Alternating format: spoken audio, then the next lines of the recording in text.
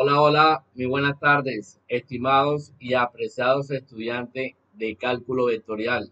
Un gusto nuevamente en saludarlos. He diseñado el siguiente video para dar inicio a nuestra primera sesión de clase correspondiente a la asignatura de cálculo vectorial. Recordemos que de acuerdo a la programación y a la presentación que hicimos del curso, en el video anterior vamos a desarrollar la primera sesión de clase correspondiente al estudio de los vectores en el plano y en el espacio. ¿Qué vamos a hacer nosotros en esta temática? Vamos a estudiar un poco en qué consiste las operaciones entre vectores. Vamos a ver cómo podemos sumar un vector en R2, cómo podemos sumar un vector en R3 y por qué no, vamos a ver cómo podemos generalizar cada uno de estos conceptos en el espacio n dimensional, es decir, en Rn. También vamos a ver básicamente cómo podemos nosotros encontrar el módulo o la norma de un vector, ya sea en R2, ya sea en R3 y ya sea en el espacio más grande, que es el espacio n dimensional Rn. También vamos a finalizar con esta primera sesión de clase con algunas operaciones que hacen parte del álgebra vectorial, como lo es el producto escalar, producto punto o producto interior, como también se le conoce en la literatura. Y vamos a finalizar con la parte del producto vectorial. Vamos a ver en qué consiste este tipo de operaciones. ¿Sí? Entonces vamos a dar inicio y vamos a hablar un poco acerca de algunos conceptos que ya ustedes en algún momento han trabajado en sus cursos de física. Por ejemplo, la mayoría de las aplicaciones que uno usualmente realiza en los cursos de matemática, ellas están relacionadas con magnitudes, ¿sí? Pero qué es una magnitud? Una magnitud es aquella que posee una cantidad y además tiene una dirección. Algunas magnitudes que ustedes han venido trabajando en sus cursos de física, creo que en sus cursos de física mecánica, por ejemplo, la velocidad, la fuerza, el desplazamiento y la aceleración son ejemplos de magnitudes. Son magnitudes que poseen una cantidad y además tienen una dirección. Son ejemplos típicos que ustedes han venido trabajando en sus cursos de física, ¿sí? Pero hay magnitudes que a pesar de que tienen una cantidad, no tienen una dirección. Ese tipo de magnitudes es lo que usted conoce como una magnitud escalar.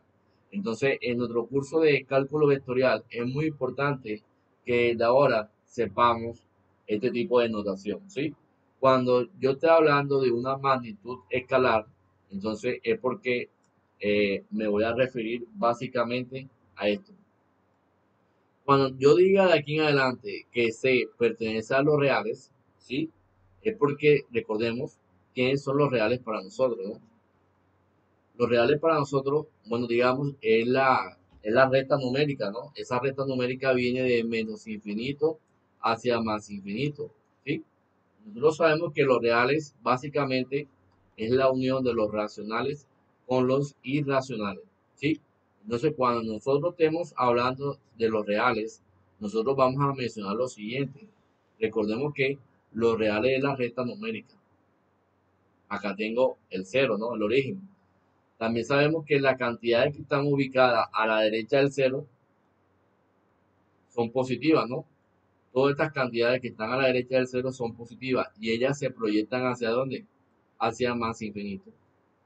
Y las cantidades que están ubicadas a la izquierda del cero, sabemos también que son cantidades negativas y ellas se proyectan hacia dónde? Ellas se proyectan hacia menos infinito. Y esto lo que ustedes ven aquí es lo que usted conoce como la recta numérica, es decir, los números reales, ¿sí? Entonces, cuando yo diga de aquí en adelante eh, que estamos trabajando con algún escalar, entonces esto es lo que es un escalar para nosotros. Cuando yo diga que C pertenece a los reales, es porque ese C puede ser un valor positivo a la izquierda del cero como puede ser un valor negativo a la izquierda del cero, ¿sí? Entonces eso es muy importante que lo tengamos presente. Una magnitud escalar es es una magnitud que posee una cantidad, pero que no tiene una dirección, ¿sí? Entonces, en pocas palabras, cuando yo digo que C pertenece a los reales, estamos diciendo que C, en pocas palabras, es un valor numérico, es un valor numérico. Entonces, este tipo de conceptos que en algún momento ustedes ya han venido trabajando en sus cursos de física, es muy importante que lo tengamos presente, ¿sí? También, como, digamos, comentario que nos sirva como un complemento a lo que estamos realizando aquí, recordemos que los reales es la unión de los racionales con los irracionales. Aquí en la recta numérica, esta que yo acabo de explicar, aquí yo me voy a encontrar con números naturales, me voy a encontrar con números enteros, me voy a encontrar con números racionales y me voy a encontrar con números irracionales, ¿sí? Entonces, ese C que pertenece a los reales puede ser 2, puede ser 8, puede ser -15, puede ser pi, puede ser el número de Euler, puede ser raíz cuadrada de 2, puede ser cualquier valor numérico, positivo o negativo, ¿sí? Puede ser cualquier valor numérico, positivo o negativo. Y esto es un escalar. Un escalar básicamente es un valor numérico, ¿sí? Vamos a borrar aquí y seguimos con la retroalimentación de estos comentarios. Como les dije ahorita, las magnitudes que poseen cantidad y dirección es lo que nosotros denominamos magnitudes vectoriales. En nuestro curso de cálculo vectorial, nosotros vamos a desarrollar la teoría básicamente con funciones con valores vectoriales. Todo lo que vayamos a estudiar en este curso está ligado básicamente a esto, a vectores. Vamos a estudiar funciones con valores vectoriales, funciones con valores. Todo lo que yo haga de aquí en adelante en este curso está relacionado con vectores. Una magnitud que tiene cantidad pero que no tiene dirección es lo que usted conoce como una magnitud escalar. Y eso es lo que acabamos de mencionar. Ejemplo de magnitud escalar. Bueno, por ejemplo, la longitud es una magnitud escalar. El área es una magnitud escalar. El volumen también es una magnitud escalar. El costo, la utilidad, el ingreso de una compañía, la rapidez, son ejemplos de magnitudes escalares, ¿sí? Son ejemplos de magnitudes escalares. Voy a borrar aquí. A mí me gusta, en la medida que vamos avanzando, me gusta ir explicando la presentación para que podamos, digamos, realizar al final un glosario de algunos términos que van surgiendo en la medida que vamos avanzando con la presentación. Entonces, miren esto. Vectores en el plano y en el espacio. Entonces, miren esta notación que vamos a estar usando en nuestro curso de cálculo vectorial, ¿sí? Miren esto, R2. ¿Cómo se define R2? R2 se define como todas las parejas ordenadas de números reales, de la forma X y Y, donde X es real, Y es real. Esto es lo que usted conoce como el plano cartesiano. En cálculo diferencial, ustedes trabajaban como en el plano cartesiano. Esto en cálculo vectorial, yo lo voy a llamar R a la 2, ¿sí? Porque si usted se da cuenta, si nosotros nos vamos, voy a buscar aquí una hojita en blanco, voy a ubicar aquí una recta numérica, miren, vamos a ubicar aquí el plano cartesiano, las dos rectas estas que usted ven aquí, entonces por acá tengo el origen. Eso es lo que usted conoce como el plano cartesiano, ¿no? Esa es la información que nosotros conocemos como plano cartesiano, ¿sí? Ahora, ese plano cartesiano, esto que está aquí sería el eje de las X positivas. Esto que está acá es el eje de la Y positiva. Y esto que está aquí es lo que usted conoce como el eje de las X negativas. Y esto es lo que está aquí es lo que usted conoce como el eje de la Y negativa. Ahora, si usted se da cuenta, estos son cantidades positivas. Son cantidades positivas y esas cantidades positivas se proyectan hacia más infinito. Del lado izquierdo yo tengo cantidades negativas.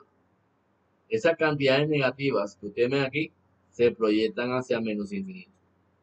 Además, ese es sobre el eje horizontal. Entonces, si ustedes se dan cuenta, el eje horizontal es la recta numérica. Está compuesto por números que van de menos infinito a más infinito. Y ahorita ya hemos mencionado que esto hace parte de la recta numérica.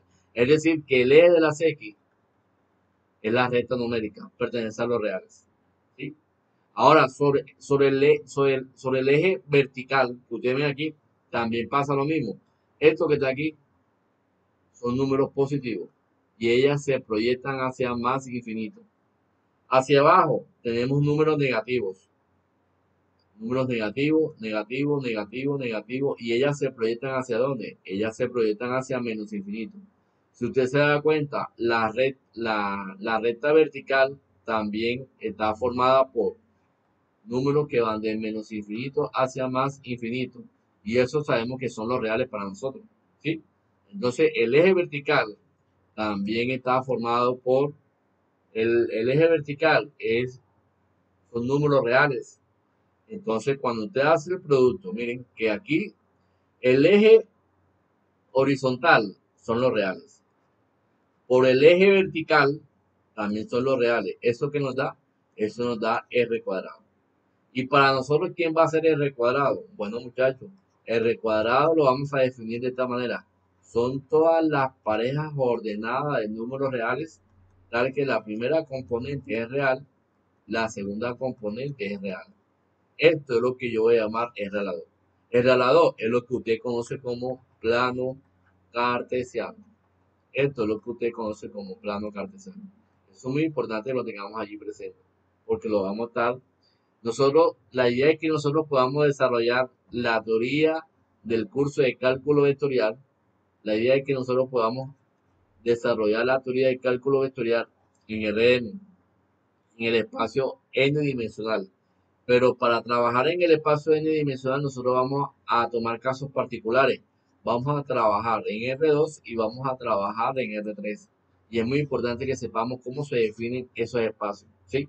Entonces todo lo que pasa aquí y todo lo que pasa acá automáticamente lo va a heredar el espacio más grande, lo va a heredar Rn. ¿Sí? Eso es lo que nosotros le vamos a apuntar. Vamos a desarrollar una teoría que la vamos a aplicar aquí. Vamos a desarrollar una teoría que vamos a aplicarla en R3. Y lo que pasa ahí, lo que yo estoy buscando es que lo que pasa aquí y lo que pasa aquí, poder generalizar en Rn. Que eso es lo que yo estoy buscando al final. ¿Sí? R a la 3, miren cómo se define R a la 3. R a la 3 se define como todas las tripletas ordenadas de números reales, donde cada uno de sus componentes es real. Eso es lo que usted conoce como el espacio tridimensional. Eso es lo que nosotros conocemos como el espacio tridimensional o lo que usted también conoce como 3D, espacio en tres dimensiones. ¿Sí? En tres dimensiones. Ahora, miren cómo se define esto. Vamos a ponerlo acá, una hoja en blanco. Yo tengo lo siguiente. Aquí tengo una representación. Por acá tengo esto. Por acá tenemos esto. Y por acá tengo, es el espacio en tres dimensiones, ¿no? Ese en tres dimensiones. Miren, acá tenemos Z, por acá tenemos Y y por acá tenemos X. Aquí también pasa lo mismo.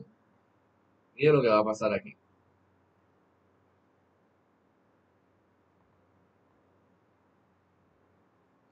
Esto se sigue proyectando hacia arriba.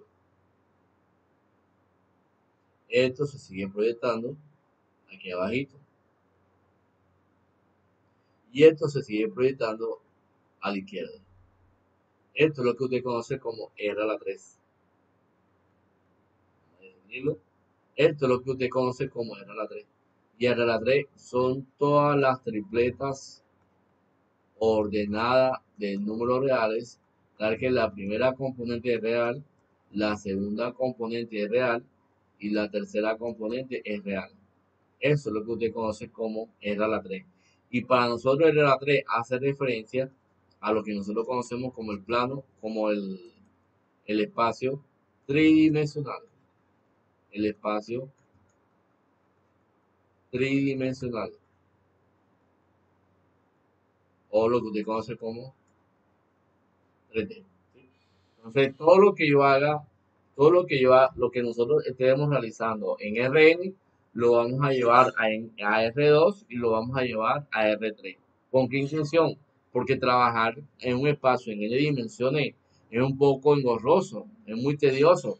Entonces uno lo que hace es toma la teoría, se la aplica a R2, se la aplica a R3 y lo que pasa ahí, al final lo va a heredar el espacio más grande, lo va a heredar RN. Todo lo que pase en R2, todo lo que pase en R3, va a pasar también en el espacio en N dimensión. Y eso es lo que yo quiero buscar, ¿no? Que todo lo que se aplique en R2, todo lo que se aplique en R3, podamos ir generalizando para que ustedes puedan ver que también lo podemos llevar al espacio en N dimensión. Y mire cómo se define el espacio en N dimensión, ¿sí? El espacio en N dimensión, miren cómo lo vamos a definir. Lo vamos a definir de esta forma, Rn. Rn son todas las NA o NUplas de números reales, X1, X2, X3 hasta X sub n, donde cada una de sus componentes es real. Cada una de sus componentes es real, ¿sí?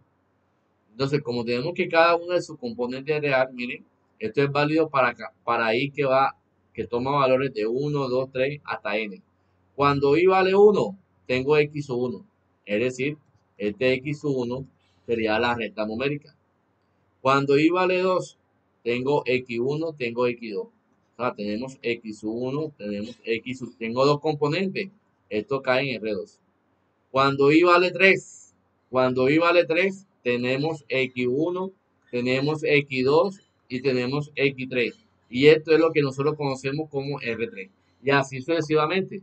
Así sucesivamente tenemos R4, R5, R6 hasta llegar al espacio. ¿Qué pasa cuando I vale N? Cuando I vale N tengo R a la N. O sea que tengo N componentes. Tenemos N componentes. ¿Sí? Eso es lo que nosotros queremos realizar.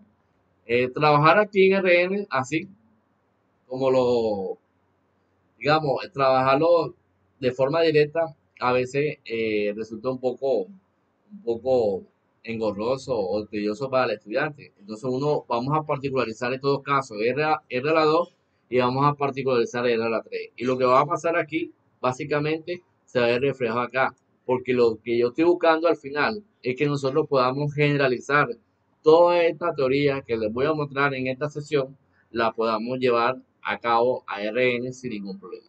¿Sí? Entonces voy a borrar aquí un momentico y seguimos con la presentación.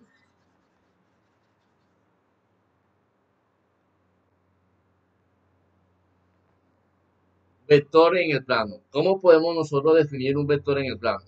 Miren esta definición. Un vector en el plano lo vamos a denotar de esa manera, ¿sí?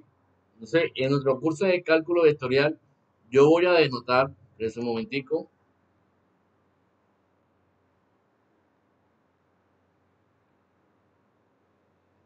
vamos a salir de aquí.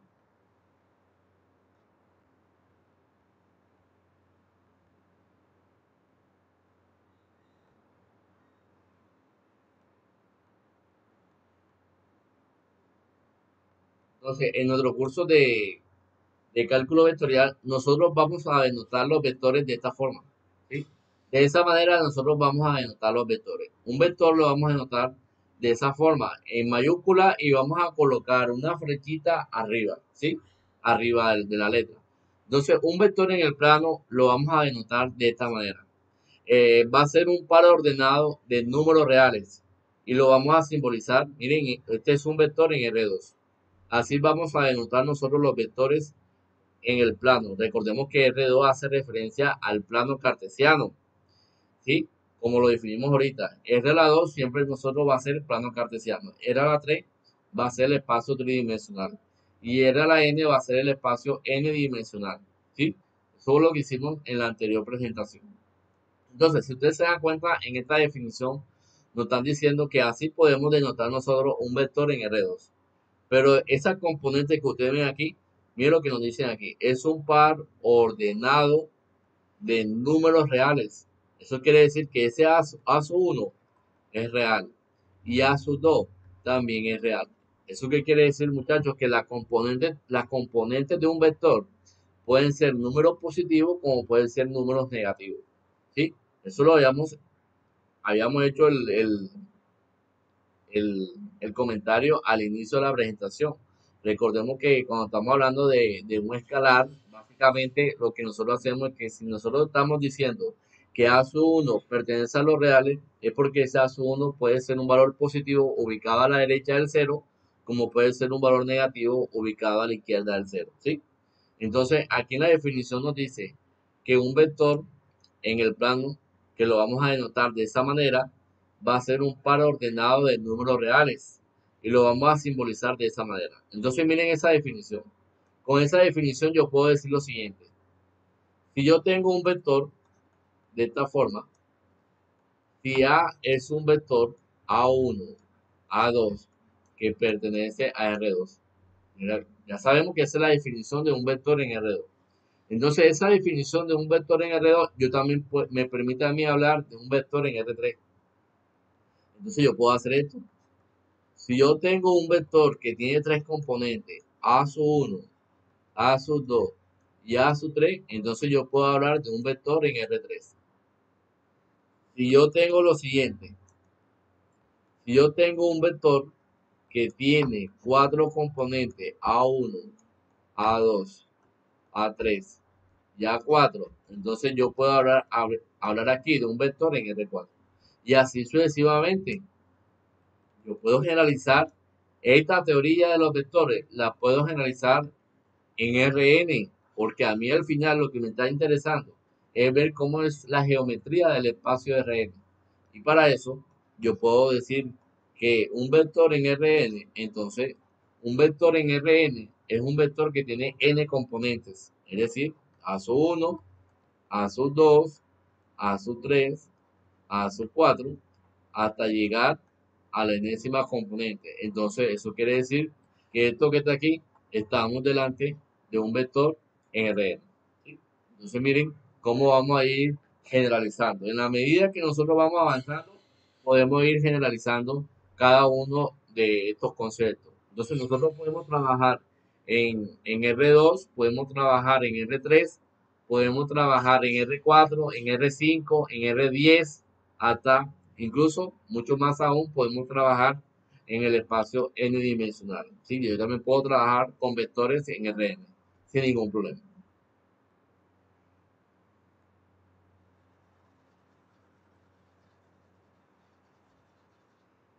¿Cuándo dos vectores van a ser iguales? Entonces miren lo que nos dice aquí. Decimos que dos vectores van a ser iguales si y solamente si son iguales componente a componente. ¿Sí?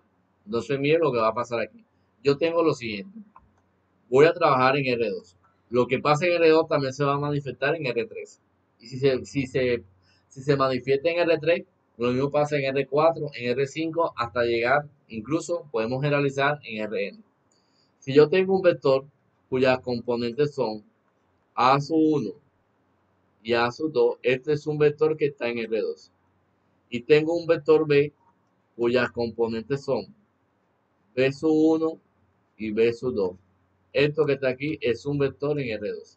Entonces, cuando los dos vectores van a ser iguales, el vector A va a ser igual al vector B si y solamente si sus vectores son iguales componente a componente. Entonces, miren lo que va a hacer aquí. Estos dos vectores van a ser iguales si solamente ellos van a ser iguales componente a componente. Es decir, A sub 1, A sub 1 es igual a B sub 1 y además A sub 2 es igual a B sub 2. Eso es lo que nos dice. Dos vectores van a ser iguales si y solamente si sus componentes son iguales término a término. Si yo tengo un vector en R2, yo también puedo hablar de igualdad de vectores en R3. ¿Sí? Entonces voy a poner aquí, si yo tengo que A es un vector que tiene el componente A sub 1, A sub 2 y A sub 3, recordemos que este entonces es un vector que está en R3. Y además tenemos que B es un vector que tiene componente B1, B2 y B3. Entonces estamos ante un vector en R3. Entonces vamos a decir que el vector A es igual al vector B si y solamente si sus componentes son iguales. Es decir, A sub 1 es igual a B sub 1. A sub 2 es igual a B sub 2 y A sub 3 es igual a B sub 3.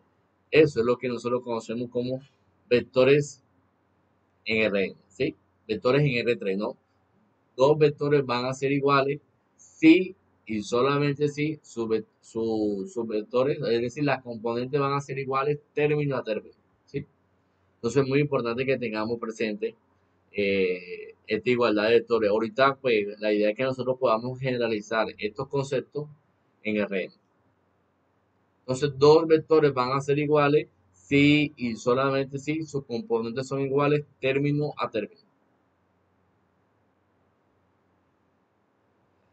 Cuando nosotros estamos trabajando en vectorial, nosotros podemos también podemos chequear cuál es el módulo o cuál es la norma de un vector. ¿Sí? Entonces, miren cómo podemos definir nosotros la norma o el módulo de un vector. Entonces, el módulo o la norma de un vector A, miren cómo lo vamos a denotar. Así vamos a denotar nosotros la norma de un vector. ¿Sí? La norma de A significa esto. ¿Sí? Esto que está aquí significa la norma del vector A. Y miren cómo se define. La norma de un vector se define como la raíz cuadrada de la sumatoria de cada una de sus componentes elevada al cuadrado. ¿Sí? Así como vamos a definir la norma de un vector. Pero si usted se da cuenta, ese vector está en R2. Entonces, así como yo puedo hablar de un vector en R2, yo puedo también hablar de un vector en R3. Yo puedo hablar de un vector en R4. Y mucho más aún, yo puedo hablar de un vector en Rn, porque ya sabemos cómo son los vectores en el espacio n dimensional. En pocas palabras, me voy a la pizarra. A mí me gusta mucho ir detallando lo que vamos usando. A medida que van pasando las definiciones o cada una de las láminas de la presentación, me gusta ir justificando para que ustedes vean cómo podemos. Porque a mí, cuando yo tomo un curso, ya sea de diferencial, ya sea de integral, ya sea de vectorial o ya sea de ecuaciones diferenciales, a mí me gusta detallar el curso lo más que puedo. Entonces, si yo tengo esto, muchachos, si yo tengo un vector en R2, A sub 1, A sub 2, y esto que está aquí es un vector en R2, ya sabemos, porque tenemos dos componentes, recordemos que esas componentes son números reales. Entonces, la definición nos dice que la norma de ese vector la podemos encontrar como la raíz cuadrada de cada una de sus componentes elevado al cuadrado. Listo, no hay ningún problema. Pero así como yo puedo hablar de R2, yo también puedo hablar de R3. Yo puedo hablar de la norma de un vector en R3. Si yo tengo que A es un vector cuyas componentes son A sub 1, A sub 2 y A sub 3, esto que está aquí es un vector que está en R3. Entonces, la norma del vector A es igual a la raíz cuadrada de la sumatoria de cada una de sus componentes elevado al cuadrado. Es decir, yo puedo hablar de esto, A sub 1 al cuadrado más A sub 2 al cuadrado más A sub 3 al cuadrado. ¿Sí?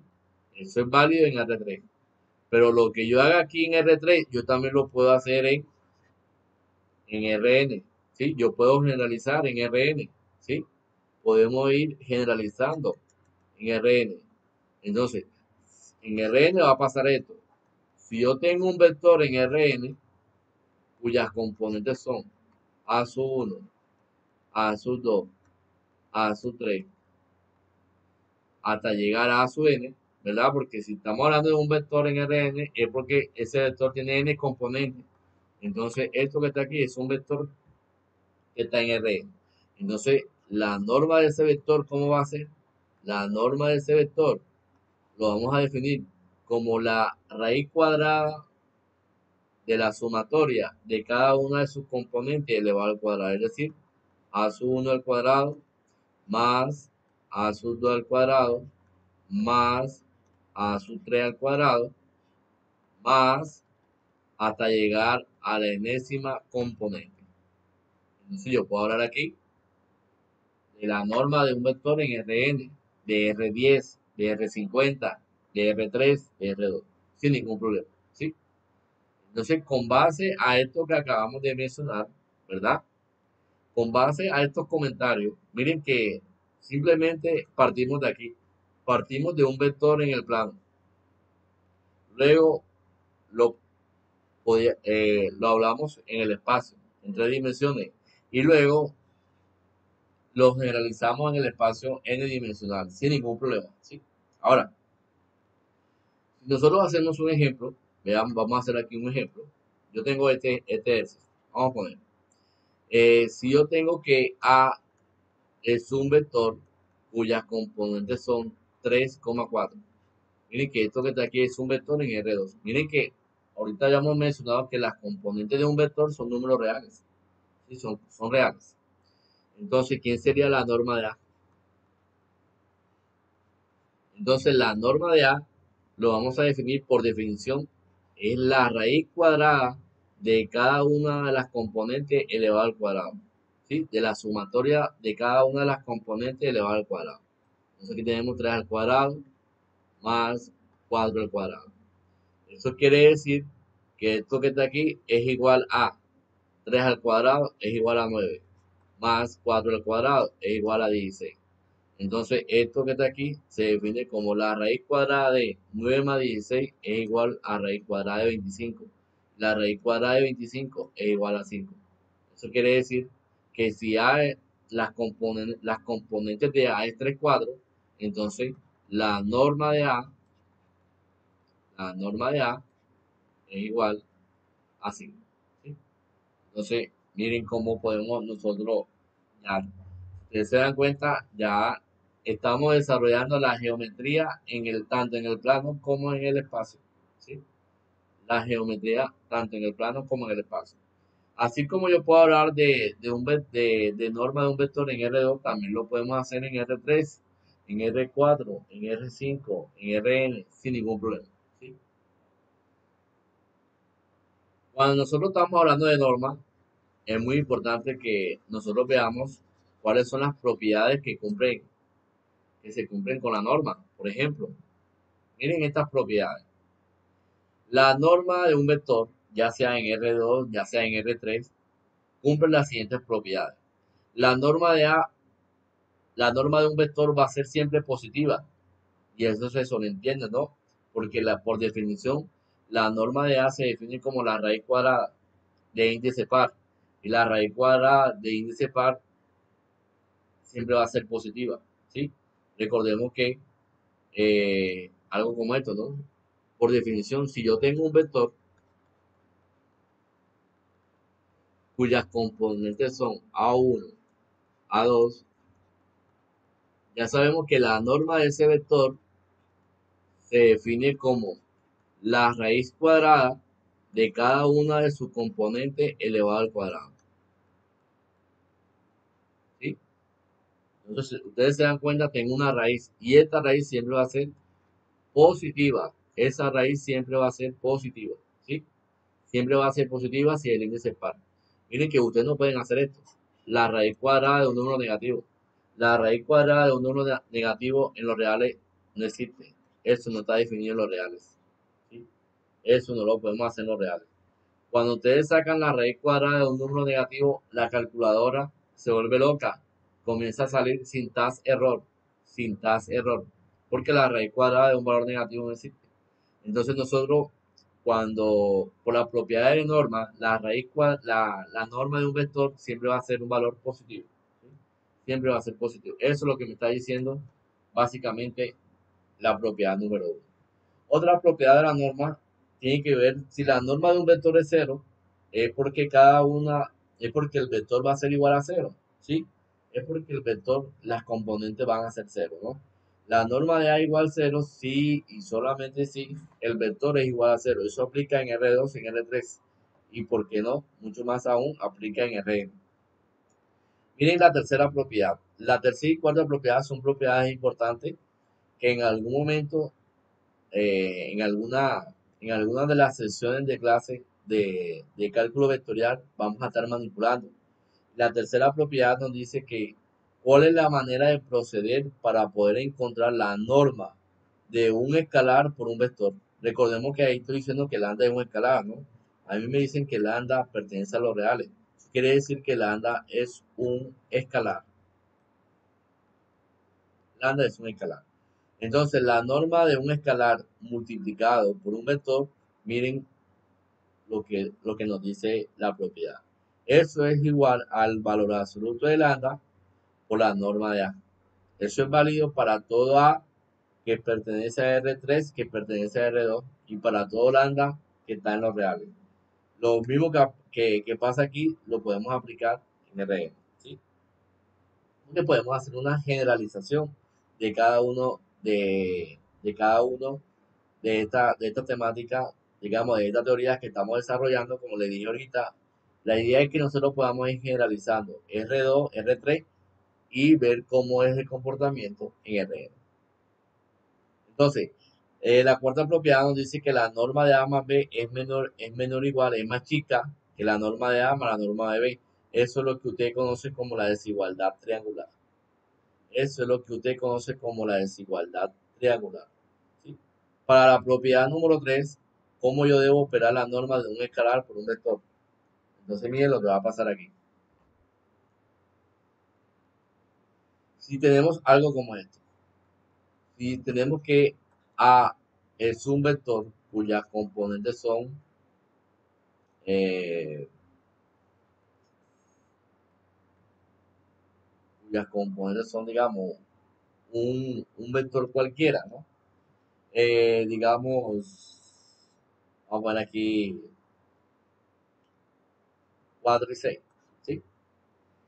Si tengo que A es un vector cuyas componentes son 4 y 6, y supongamos que lambda es igual a 2, vamos a poner aquí, lambda es igual a 2, entonces, ¿qué me dice la propiedad, la número 3? La propiedad número 3, aquí se la coloco.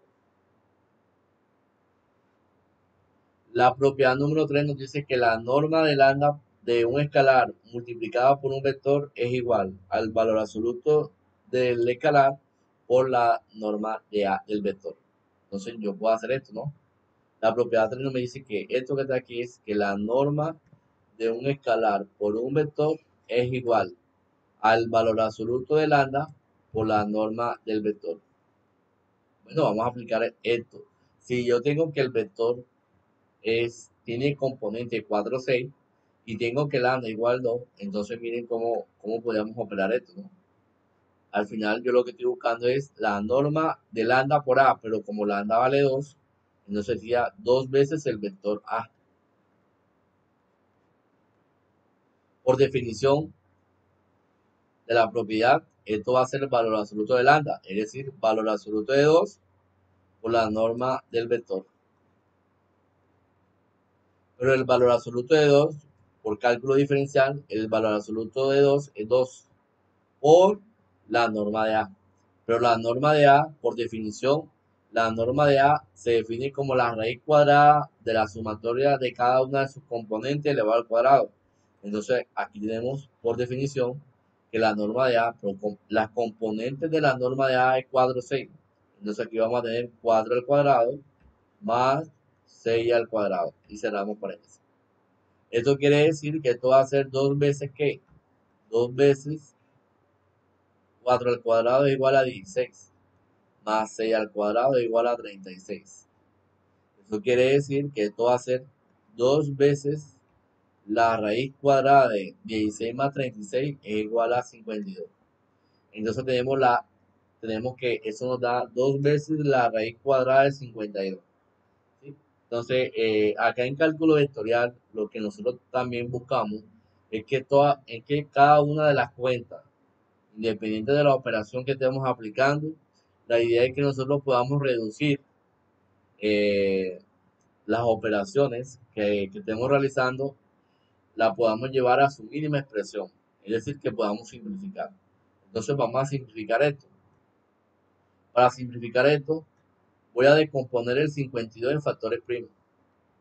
¿Cómo se descompone un número en factores primos? Bueno, recordemos que para descomponer un número en factores primos, uno comienza a jugar con la mitad, con la tercera, es decir, con números primos, si son, digamos, si son múltiplos del número que vamos a descomponer, ¿no? Por ejemplo, aquí yo puedo sacar mitad. La mitad de 52 es 26. Yo puedo volver a sacar mitad. Mitad de 26 es 13. Y ahí muere. Entonces yo puedo sacar aquí 13 de 13, eso igual a 1. O sea, muchachos, que 52 yo lo puedo reescribir como 2 a la 2 por 13. Vamos a escribirlo bien. Lo puedo escribir como 2 a la 2 por 13. Pero si usted se da cuenta, el, el 52 está dentro de una raíz. Al estar en una raíz, entonces si el 52 está en una raíz, esto que está aquí arriba, yo también lo puedo meter en una raíz. Al final de cuentas, cuando usted sigue operando, esto va a ser 2 veces la raíz cuadrada de 52. Pero miren cuánto vale la raíz cuadrada de 52. La raíz cuadrada de 52 es lo mismo que tener, es lo mismo que tener 2 a la 2 por 13. Y aquí en la raíz tengo la raíz de un producto. Por matemática básica sabemos que la raíz enésima de un producto yo la puedo separar en dos raíces. ¿Se acuerdan de esta propiedad? La voy a poner de color verde aquí al ladito, aquí arribita. La raíz enésima de A por B, ¿cómo se define? La raíz enésima de A por B es lo mismo que tener la raíz enésima de A por la raíz enésima de B. ¿Sí? Es decir, que cuando usted tiene la raíz de un producto como cantidad subradical, usted puede pasar de izquierda a derecha sin ningún problema. Eso quiere decir que yo puedo aplicar esa propiedad aquí. Si ustedes se dan cuenta, yo estoy de izquierda y yo puedo pasar de izquierda a derecha sin ningún problema. Eso quiere decir que yo puedo escribir esto así. 2 veces la raíz cuadrada de 2 a la 2 por la raíz cuadrada de 13. Pero 2 a la 2 es 4. La raíz cuadrada de 4 es 2. Y 2 por 2 es 4. O sea que aquí me va a quedar 4 raíz cuadrada de 13. Eso quiere decir que la norma de 2a nos da 4 raíz de 13. ¿Sí? Esto que está aquí, la norma de 2a es igual a 4 raíz de 13. ¿Sí? Entonces miren cómo podemos simplificar ese tipo de expresiones. ¿Sí? Entonces eso es muy importante que nosotros sepamos operar la norma de un vector multiplicado por un escalar. Ustedes me dirán, profe, pero en álgebra lineal nosotros definamos una operación que tiene que ver la manera como yo puedo operar un vector multiplicado por un escalar. Digamos, ese también sería un segundo camino, ¿sí? Recordemos que en matemática hay muchos caminos, pero todos los caminos al final nos conducen a la misma respuesta siempre y cuando hayamos aplicado procesos lógicos, ¿sí? Entonces, ahorita les voy a mostrar el segundo camino, cuando ya les muestre de manera formal la definición de cómo podemos operar un vector multiplicado por un escalar. Vamos a borrar aquí y seguimos con la presentación.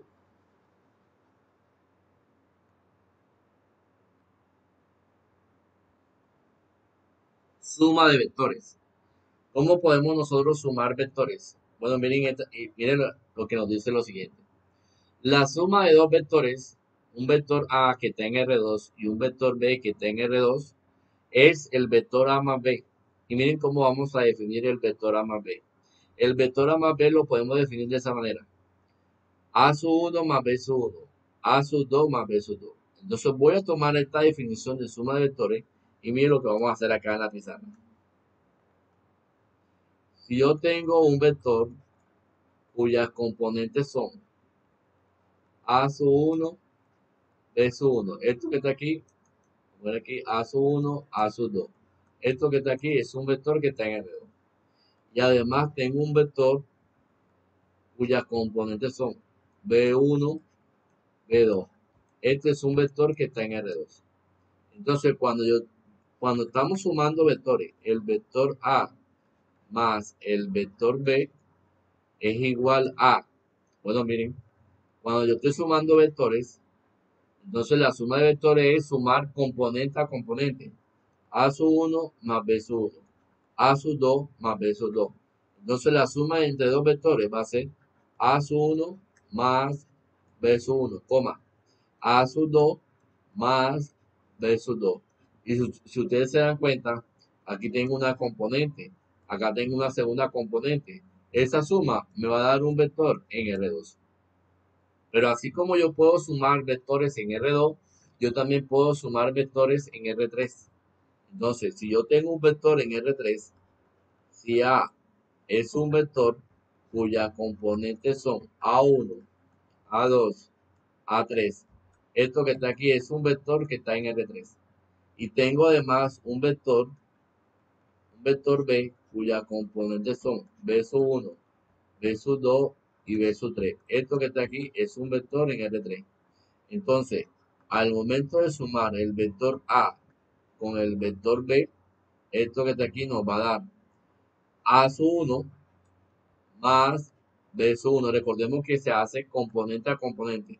Si yo quiero sumar esos dos vectores, sumo componente a componente. Entonces aquí me va a quedar A sub 2 más B sub 2, A sub 3 más B sub 3. Y esto que está aquí es un vector en donde es un vector que va a caer en R3. Sigue cayendo en R3. Tengo una componente, tengo una segunda componente y tengo una tercera componente. ¿Sí? Es un vector que está en R3. Y así sucesivamente. Yo puedo hablar de un vector de suma de vectores en Rn. ¿Sí? Entonces, ¿cómo sería un vector? La suma de vectores en Rn. Bueno, miren, la suma de vectores en Rn va a ser algo como esto. Va a ser A sub 1 más B sub 1. A sub 2 más B sub 2. A sub 3 más B sub 3. Hasta llegar a la suma de la enésima componente. Y esto que está aquí es un vector que al final va a caer en el Rn. Miren que podemos extender la definición, que las operaciones que trabajamos en suma de vectores en R2, en R3, en R4, en R5, en R6, en R10, hasta, digamos, de manera general, en Rn.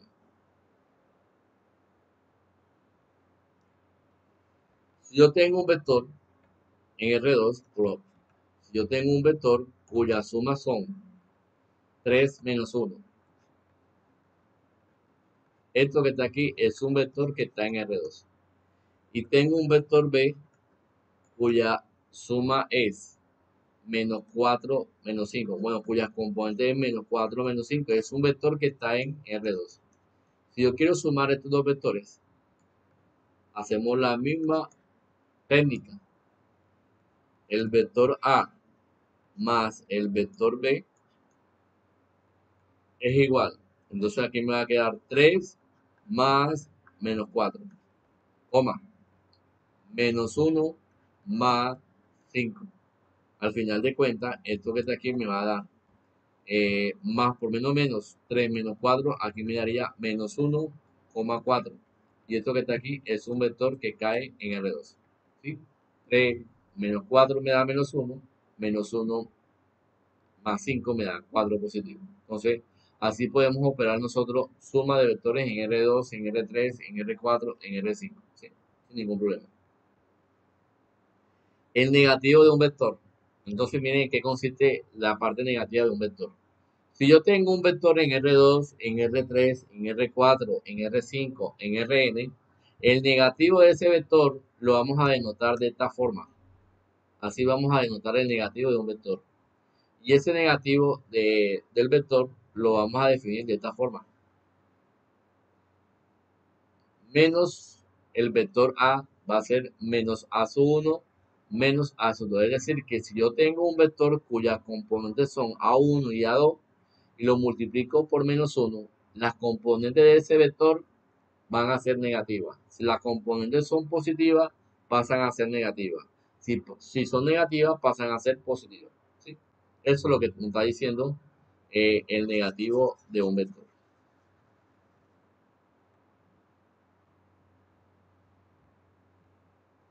Diferencia de vectores. ¿Cómo debemos operar nosotros la diferencia de vectores? Bueno, vamos a tomar la misma idea que hicimos con la suma de vectores. La diferencia de dos vectores A y B, ¿verdad? La diferencia entre dos vectores A y B, que la vamos a denotar por A menos B, es el vector que se obtiene al sumar A con el negativo de B. Es decir, muchachos, que para calcular la diferencia de vectores, usted lo puede hacer de forma directa, A menos B, ¿sí? O lo puede reescribir de esta forma. Lo podemos reescribir de esta forma, sin ningún problema. Convierta la diferencia en una suma. Y es válido porque la ley de los signos se cumple aquí. Más por menos, eso va a ser menos. Eso se va a cumplir sin ningún inconveniente. Entonces, si yo tengo un vector A y un vector B, entonces, ¿cómo se calcula la diferencia entre dos vectores? Bueno, miren cómo se calcula. Si yo tengo un vector A cuyas componentes son A sub 1 y A sub 2, eso está en R2. Y tengo un vector B cuyas componentes son B sub 1 y B sub 2. Eso es un vector que está en R2. Entonces, cuando yo voy a calcular el vector A, la diferencia entre estos dos vectores, entre el vector A y el vector B, yo lo puedo hacer de forma directa, ¿sí? Entonces, si voy a calcular la diferencia, aquí sería entonces menos y aquí sería menos. Entonces, al final me va a quedar, ¿cómo me va a quedar? A sub 1 menos B sub 1, A sub 2 menos B sub 2. Y esto que está aquí me va a dar un vector en R2. Ahora, si quiero utilizar la parte negativa, que fue la definición que hicimos en la diapositiva anterior, entonces esa diferencia yo la puedo reescribir como una suma y me va a dar lo mismo. El vector A menos el vector B va a ser igual el vector A más el negativo del vector B. Pero ustedes saben que si yo tengo que el vector B tiene componente B1, B2, entonces, ¿quién sería menos el negativo del vector B? Bueno, el negativo de B va a ser menos B sub 1 menos B sub 2. Entonces, cuando nosotros reemplazamos aquí, tenemos lo siguiente, ¿no? El vector A, pero ¿quiénes son las componentes de A? A sub 1, A sub 2. Más, porque aquí viene más, menos el vector B, pero el menos el vector B es esto, ¿no? Menos B sub 1, menos B sub 2. Al final esto que está aquí es igual. Entonces miren, aquí me va a quedar A sub 1 más menos B sub 1, A sub 2 más menos B sub 2. Y al final aplicamos la ley de los signos, esto es igual A sub 1 más por menos menos, menos B sub 1, A sub 2 más por menos menos, menos B sub 2. Y esto que está aquí es un vector que cae en R2. Entonces, esto que está aquí es lo mismo que está acá. ¿Sí? Tenemos muchas herramientas de los vectores que estamos mencionando que nos van a ayudar mucho al momento de estar realizando operaciones tanto en el plano como en el espacio. ¿Sí? Eso es la diferencia entre dos vectores. Vamos a borrar aquí y seguimos operando.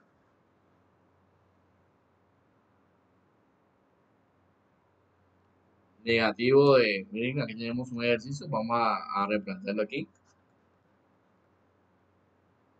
A menos el vector B es lo mismo. ¿Quién es el vector A? El vector A es 4 menos 2 menos el vector B. pero la componente de B es 6 menos 3. Esto que está aquí al final me va a quedar 4 menos 6, coma, aquí me va a quedar menos 2 menos 3. Al final me va a quedar 4 menos 6 es menos 2, menos 2, menos por menos me da más, entonces aquí me sale un 3. Entonces al final esto se vuelve como menos 2, 1 positivo. Y esto que está aquí es un vector que cae en R2. ¿Sí? Eso es lo que conocemos como la diferencia entre dos vectores. 4 menos 6 es menos 2. Y menos 2 menos 3, menos por menos da 3 positivo. Entonces al final voy a hacer menos 2 más 3. Y eso se vuelve 1 positivo. Menos 2,1 es un vector que está en R2. ¿Sí? Vamos a borrar aquí y seguimos proyectando la presentación.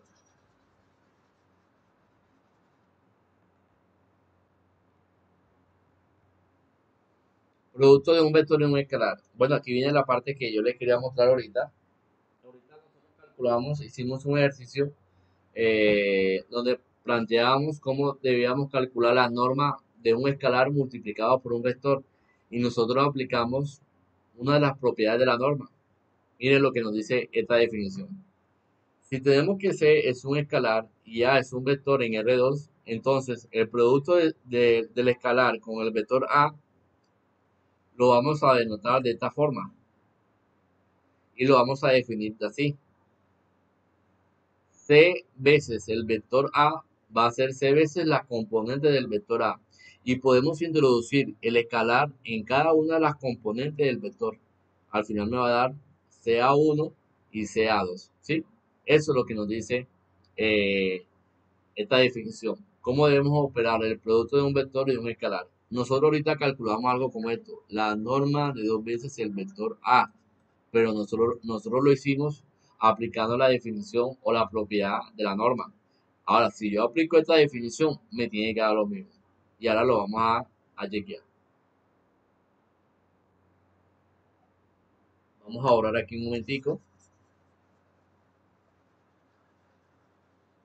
y vamos a la pizarra. Entonces, miren lo que nos dio ahorita. Nosotros calculamos esto. Aquí lo voy a resaltar. La norma, vamos a escribirlo bien. La norma de 2 veces el vector A nos dio 4 raíz de 13. 4 raíz de 13. ¿Sí? Eso fue lo que nos dio ahorita. Entonces vamos a ver si yo aplico la definición esta que vemos aquí. Vamos a ver si nos da lo mismo. Entonces, ¿cuáles son las? Aquí la componente es 4, 6 y lambda es 2. Entonces, ojo, la componente de A es 4, 6. Entonces vamos a ver qué nos da si yo aplico esa definición. Entonces, mira lo que nos dice la definición de un vector multiplicado por un escalar. Si yo tengo que A es un vector cuyas componentes son A sub 1, A sub 2 o puede ser A sub 3, es un vector que está en R3, entonces y sabemos que C es un escalar, entonces cuando yo voy a calcular C veces el vector A, esto que está aquí, es lo mismo, vamos a introducir, ¿sí? Vamos a introducir el C, lo voy a multiplicar por cada una de las componentes del vector A. Entonces lo que yo estoy buscando al final es hacer esto. Vamos a introducir el C en la primera componente, el C en la segunda componente y el C en la tercera componente. Entonces eso al final me va a dar C veces A sub 1, C veces A sub 2 y C veces A sub 3. ¿Sí? Y eso también va a ser un vector al final que va a caer en R3. ¿Sí? Ahora, si yo quiero resolver este ejercicio, recordemos que la componente del vector era 4, 6. Era un vector que teníamos en R2 y, eh, y teníamos que nuestro escalar era lambda igual 2. Entonces, nosotros habíamos hecho esto, ¿no?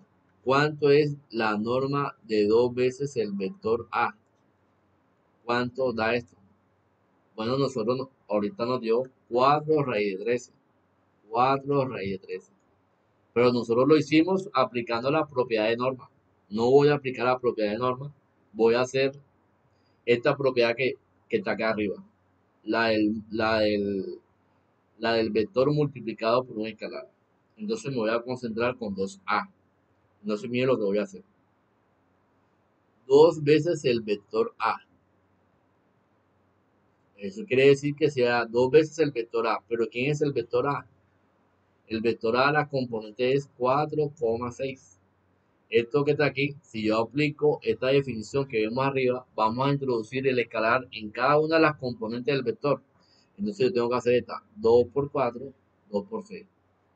2 por 4, 2 por 6. Al final esto que está aquí me va a dar 2 por 4, 2 por 4, 8. 2 por 6, 12. Eso quiere decir que 2 veces el vector A nos dio componentes 8,12. Listo, perfecto, ya lo tenemos ahí. Pero recuerden que el 2A está dentro de una norma. Al estar el 2A en una norma, entonces yo puedo sacar la norma de esto. La norma de esto va a ser la norma de esto. Vamos a aplicar norma en ambos lados. Entonces eso lo voy a hacer aquí al ladito. La norma de 2 veces el vector A, por definición, sería la norma de 8,12. Pero por definición, la norma de 8,12, ¿quién va a ser? Es, por definición de norma o del módulo, la norma de un vector se define como la raíz cuadrada de cada una de sus componentes elevado al cuadrado. 8 al cuadrado más 12 al cuadrado. Esto que está aquí es lo mismo que tener la raíz cuadrada de 8 a la 2. 8 a la 2 es 64. Más 12 a la 2. 2 a la 2 es 144. Esto que está aquí es lo mismo que tener raíz cuadrada de 208. Raíz cuadrada de 208. Ahora, lo que yo voy a hacer es tomar este 208 y lo vamos a descomponer en factores primos. Para, al final me tienen que dar 4 raíz de 13. Entonces tomamos la raíz cuadrada de 208. Tomo el 208 y lo expresamos en factores. Lo vamos a descomponer en factores primos. Jugamos con la mitad, ¿no? Mitad de 208 es 104. Mitad de 104 es 52. Mitad de 52 es 26. Mitad de 26 es 13. Aquí ya muere. 13 de 13 es igual a la unidad. Eso quiere decir que el 208 yo lo puedo reescribir como 1, 2, 3, 4. Lo podemos reescribir como 2 a la 4 por 13. Pero miren que el 208 está dentro de una raíz. O sea que esto que está aquí yo lo puedo descomponer o lo puedo reescribir como la raíz cuadrada de 2 a la 4 por 13. Aplicamos la propiedad de la radicación, la que aplicamos cuando estábamos resolviendo ahorita el ejercicio aplicando la norma, ¿no? La propiedad de norma. Yo apliqué esta propiedad. La raíz enésima de A por B es igual a la raíz enésima de A por la raíz enésima de B. Entonces, si aplicamos esto que está aquí me va a quedar la raíz cuadrada de 2 a la 4 por la raíz cuadrada de 13. Pero ¿cuánto es 2 a la 4? 2 a la 4 por definición de potencia recordemos que la base es el 2 y el exponente es 4. Y el exponente nos indica las veces en que nosotros debemos multiplicar la base. En este caso tenemos que multiplicar la base 4 veces. Y al final esto me va a dar 2 por 2, me va a dar 4. 2 por 2 me va a dar 4. 4 por 4, 16. O sea que esto que está aquí sería la raíz cuadrada de 2 a la 4 es raíz cuadrada de 16 por la raíz cuadrada de 13. La raíz cuadrada de 16 es 4 por raíz cuadrada de 13. Y esto al final es 4 raíz cuadrada de 13, que era lo que nos quería dar desde un principio, que sería esta parte que tengo. Entonces, si ustedes se dan cuenta, en matemáticas hay muchos caminos, pero todos los caminos nos conducen a la misma respuesta, siempre y cuando estemos aplicando procedimientos lógicos, ¿sí? Que estemos razonando correctamente, ¿sí?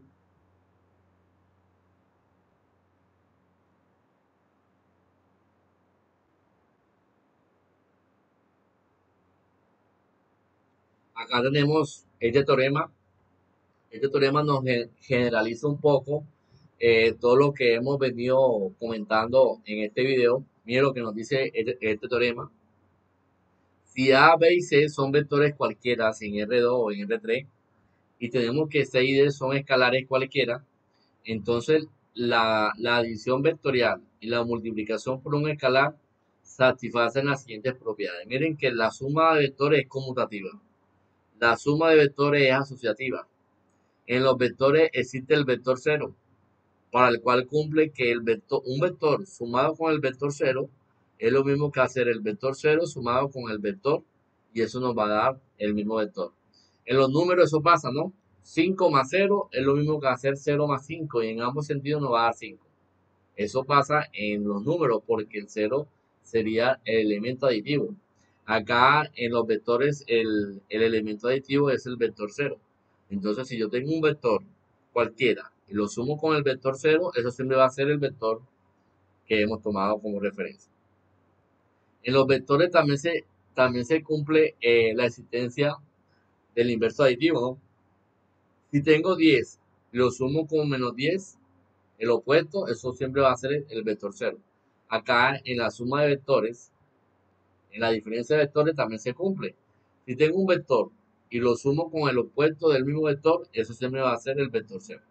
Estas propiedades se cumplen, son válidas para la suma y diferencia de vectores, ¿sí?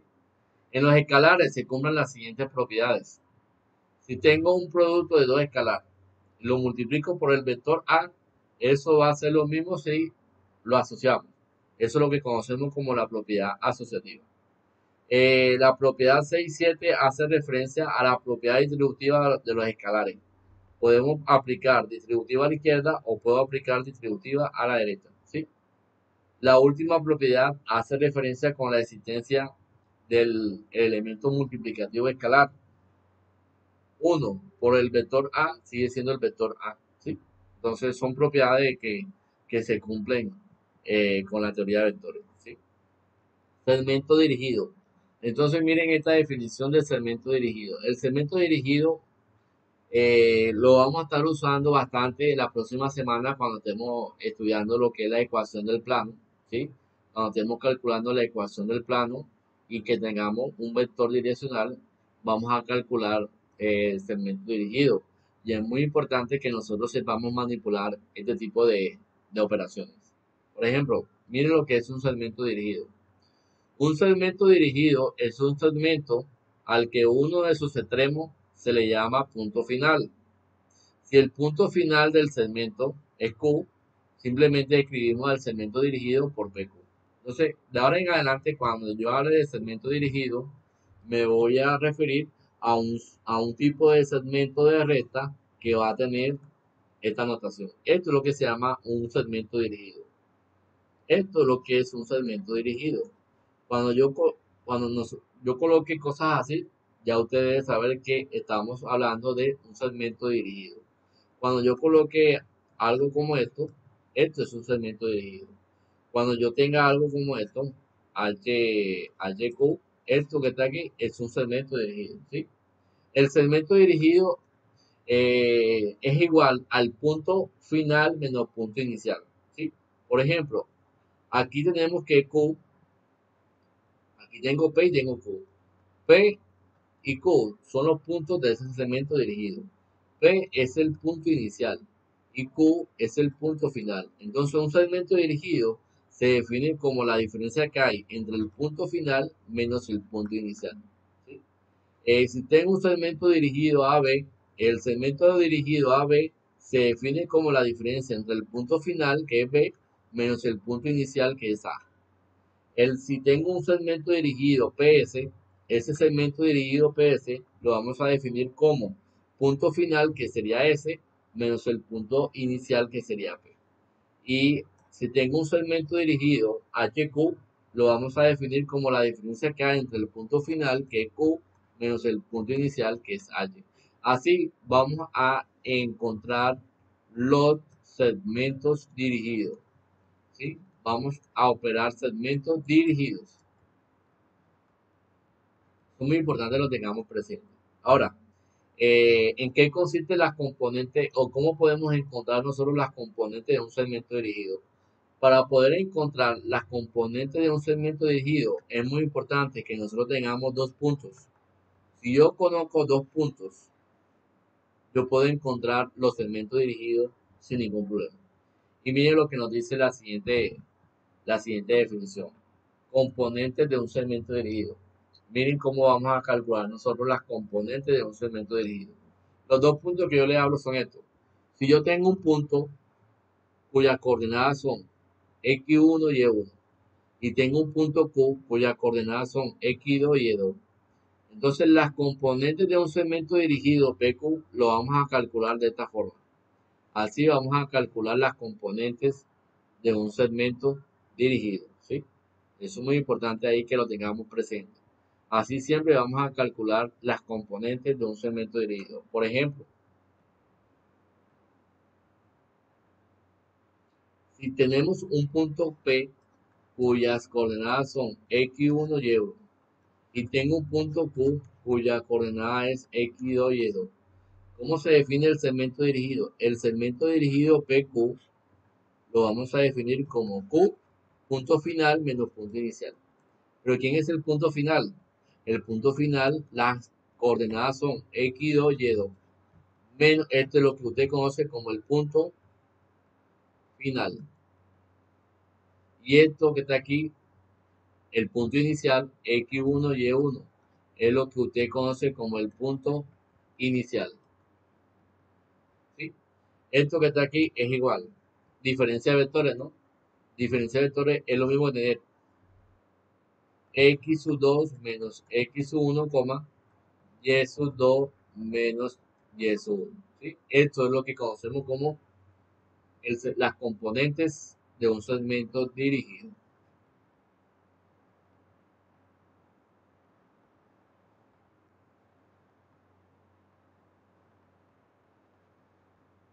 Son las componentes de un segmento dirigido. ¿Sí? Así vamos a calcular. Acá tenemos unos ejemplos. Veamos. Miren. Si vamos a calcular el segmento dirigido PQ, entonces por definición, PQ es igual a punto final menos punto inicial. Pero ¿quién es el punto final? El punto final es 3,5. Entonces aquí coloco 3,5. Menos el punto inicial que es P. Pues las coordenadas de P son 1 y 2. Entonces esto que está aquí es igual. Diferencia de vectores. 3 menos 1, 5 menos 2. Al final esto va a ser 2,3. Esas son las componentes de ese segmento dirigido. 3 menos 1 que es 2 y 5 menos 2 que es 3. Si yo quiero calcular el segmento dirigido RS, hacemos lo mismo. Se define como punto inicial, punto final, que sería S, menos el punto inicial, que es la R. Esto que está aquí es igual. ¿Quién es S? S es 5,5. Menos el punto inicial, que es la R. Por la R es 3,2. Diferencia de vectores. La diferencia de vectores nos dice que esto que está aquí es 5 menos 3, 5 menos 2. Al final esto va a ser 2,3. ¿Sí? Entonces, así es como nosotros podemos encontrar las componentes de un segmento dirigido. ¿Sí?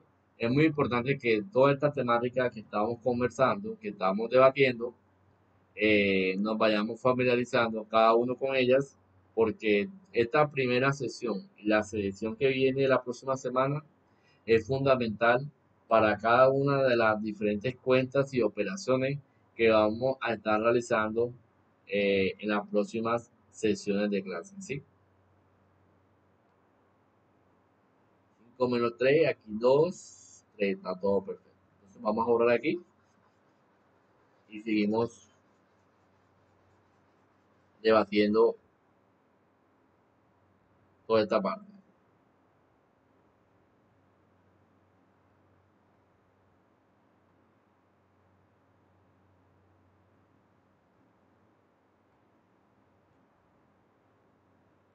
Vamos a borrar aquí.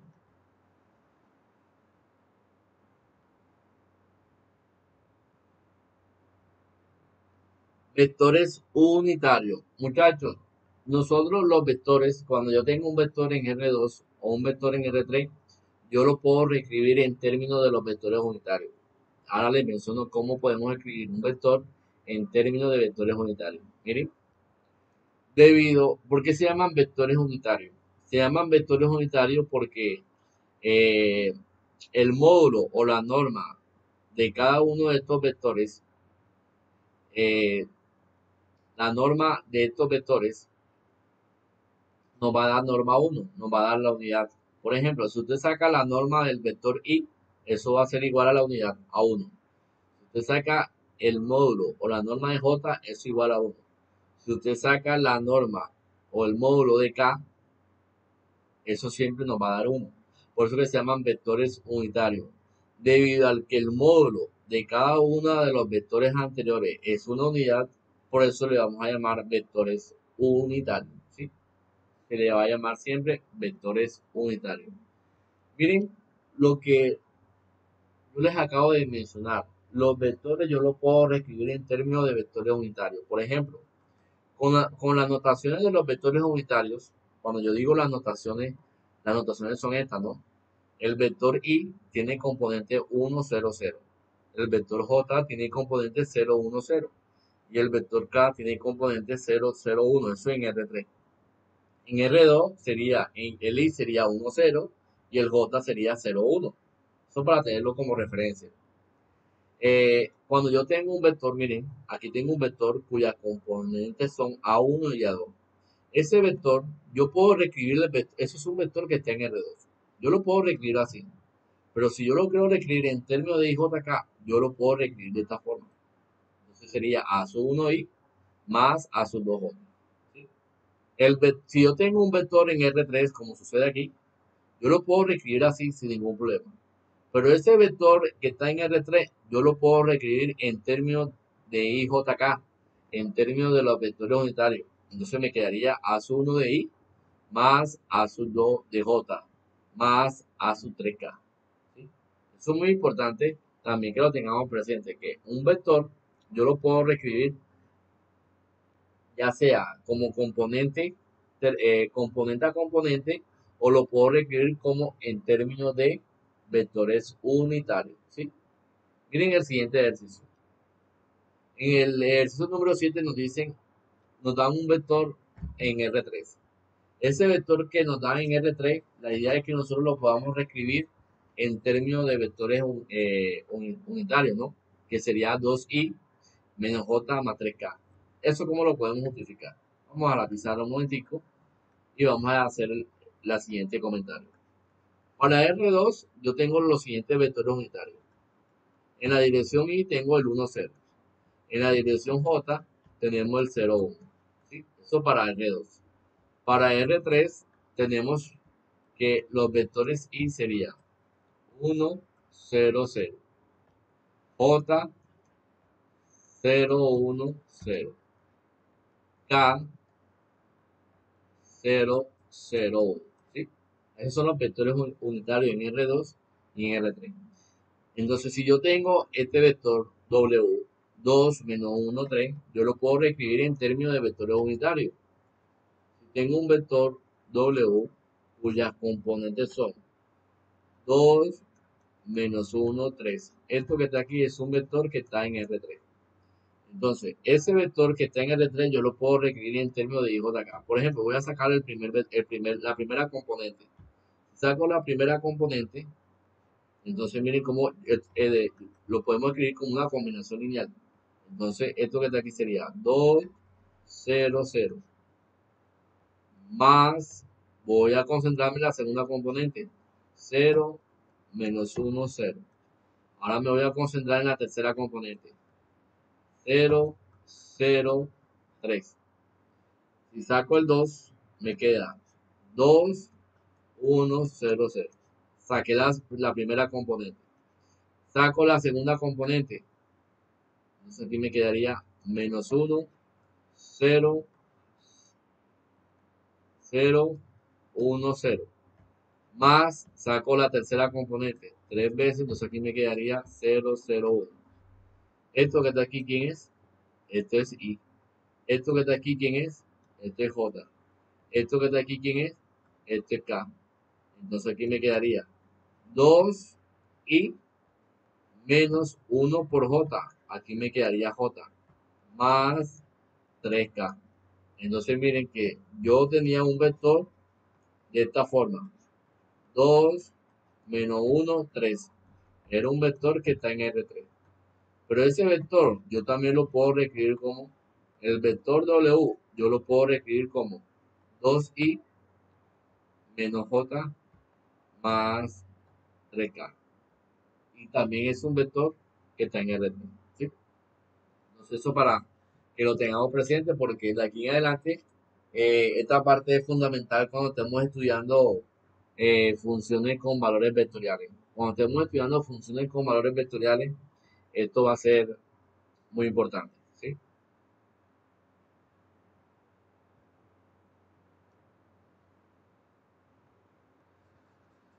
Vamos a borrar esta parte.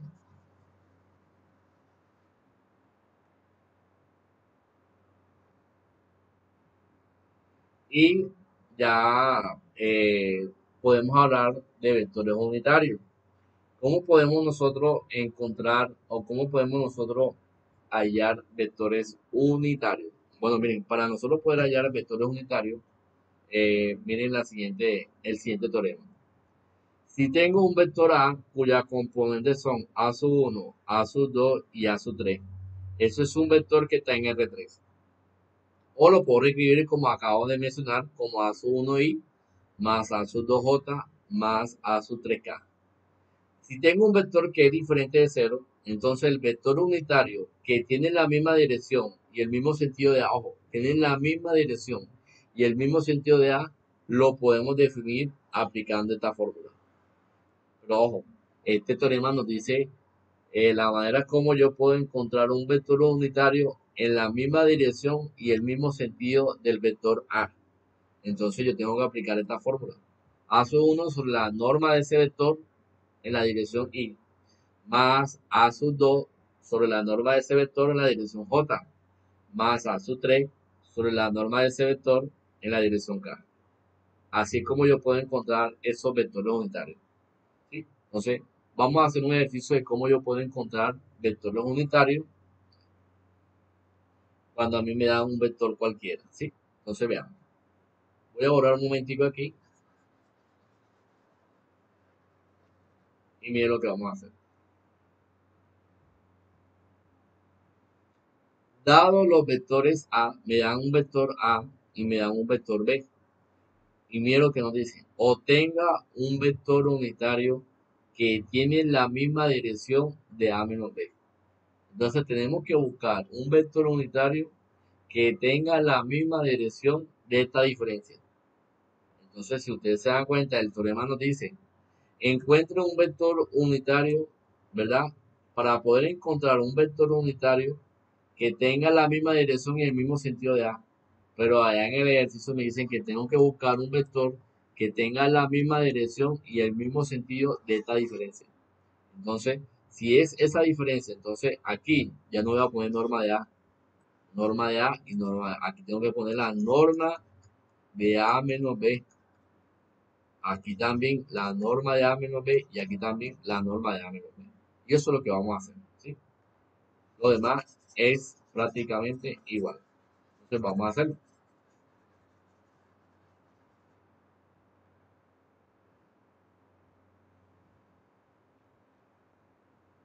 Dado los vectores, entonces tenemos esos dos vectores. Vamos a copiarlo acá en la pizarra.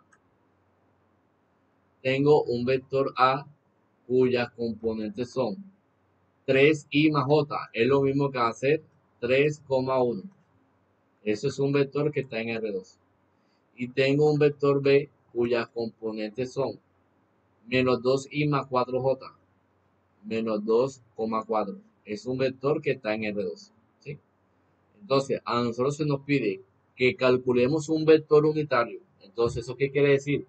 Que si vamos a encontrar un vector unitario, tengo que aplicar el teorema anterior.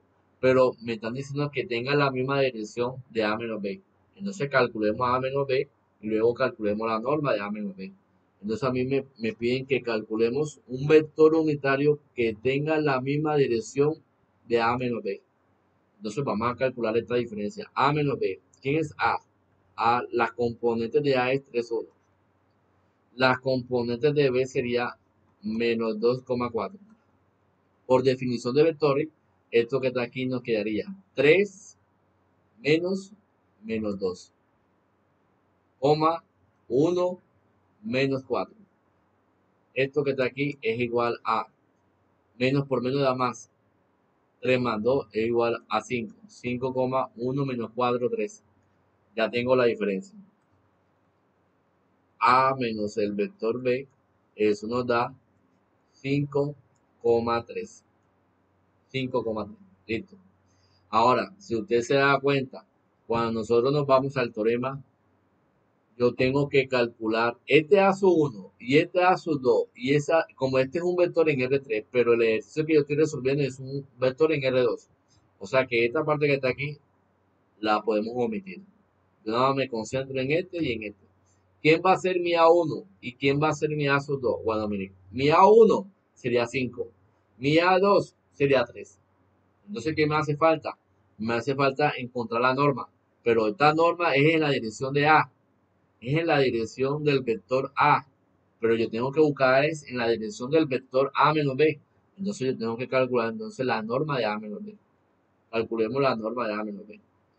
Si la diferencia es A menos B, entonces cuando usted calcula la norma de A menos B, entonces usted, vamos a aplicar la norma en ambos lados. Si yo voy a calcular la norma de esta diferencia de vectores, entonces yo también tengo que calcular la norma de 5, 3. Por definición de norma, esto que está aquí se define como la raíz cuadrada de cada uno de sus componentes elevado al cuadrado. Esto que está aquí es lo mismo que tener 5 al cuadrado es igual a 25. 3 al cuadrado es igual a 9. Y esto que está aquí es igual a la raíz cuadrada de 34. Y ya encontramos el vector unitario. El vector unitario, ¿quién va a ser? Miren quién va a ser mi U. Mi vector unitario va a ser igual a sub 1. En mi ejercicio A sub 1, aquí lo coloco. A sub 1 y este sería mi A sub 2. Entonces voy a ponerlo de un color diferente para que ustedes puedan ver lo que yo voy a operar aquí, lo que vamos a reescribir. Entonces, mi vector unitario, ¿quién va a ser? Mi vector unitario va a ser A sub 1, que sería 5, sobre la norma de A menos B. Pero la norma de A menos B, ¿cuánto nos dio? Raíz cuadrada de 34. En la dirección I. Más A sub 2. ¿Pero quién es A sub 2? Bueno, aquí es menos 3, aquí es menos 3, aquí es menos 3, aquí es menos 3. Eso no cambia en nada. Eso no cambia en nada, sigue siendo 9. Entonces aquí me va a quedar menos 3 sobre la raíz cuadrada de 34 en la dirección J. Y ya encontré el vector unitario. Ya hemos encontrado el vector unitario que queríamos encontrar. Ahora, ustedes se preguntarán lo siguiente.